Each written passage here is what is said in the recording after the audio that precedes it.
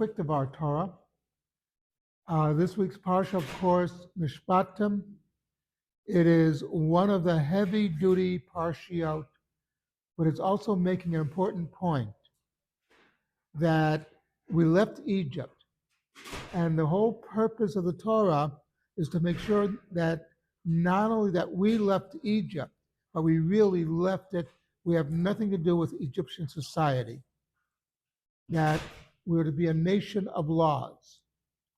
You know, freedom is okay, but without laws, it means nothing. Interesting to note that there's an anomaly in the Hebrew language. Hebrew is the only language which refers to the United States as a Tzot Brit, or as the lands of the agreement, lands of the covenant, if you will. No other language comes close to this. All other languages translates the United States as United States. You know, but Hebrew doesn't do that. And I got curious. I wondered, when did this start?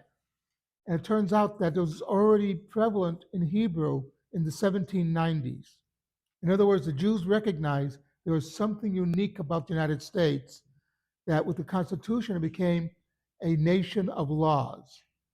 Note that when the police stop you in most places, it's either stop in the name of the people, stop in the name of the revolution, in the name of the king, the queen, whatever.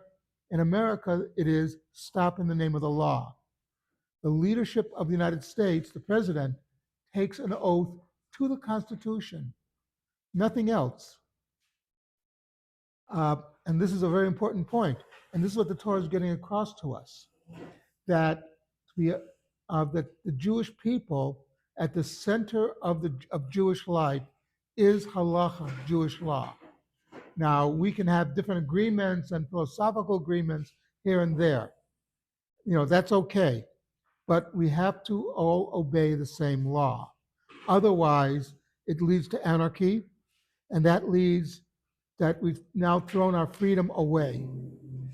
So basically, what the Torah is coming to teach you is, okay, you've had that great high last week at Mount Sinai. You know, the highest of the high. God spoke to us directly. And now we get to the nitty-gritty. How do you get these ideas across?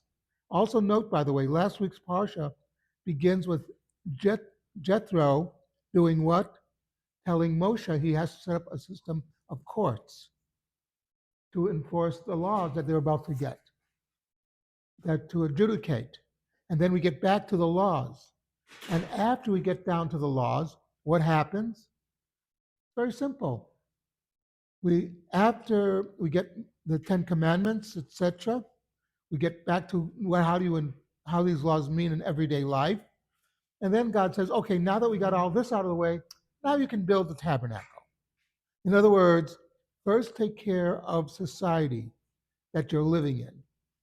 My tabernacle can wait. It's more important that you take care of how you treat each other, etc. So it's a very important idea that Mishpatim comes right after Jethro, that it teaches us as the real importance of the law in of itself. Something to think about.